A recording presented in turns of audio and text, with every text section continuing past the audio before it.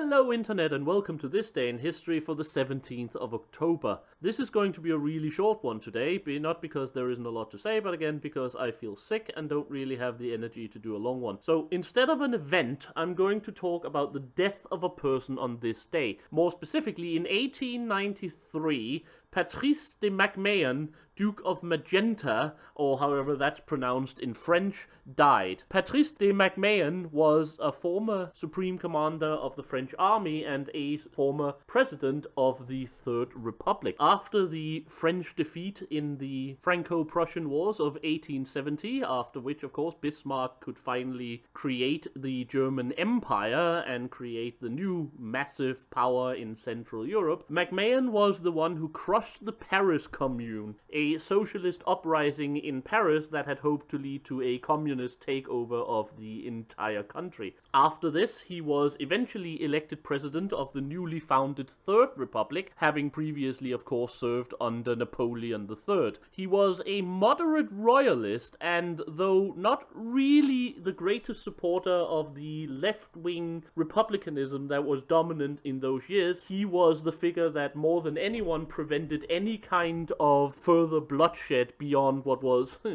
natural in the Belle Epoque. It was him that refused utterly to support a monarchist takeover and destruction of the Third Republic, and it was because he did that such a thing did not come to pass. On the other hand, it was also him that absolutely insisted on the existence of an upper house in the French parliament, so the forces of progress and radicalism couldn't immediately take over, and it was him that eventually dismissed the Chamber of Deputies, angering the populace so much that it led to a complete Republican victory and the left-winged dominance of the Third Republic up until the ending of the, Republic itself in the run-up to the Second World War. Nonetheless, despite his military inadequacies that, amongst other things, of course, led to the defeat in the Franco-Prussian Wars, though how much McMahon can be blamed for that is perhaps doubtful, since he was a field general rather than in command of the Imperial General Staff or anything in that caliber. He must be credited as the man who created a democratic France that, for the first time, basically ever,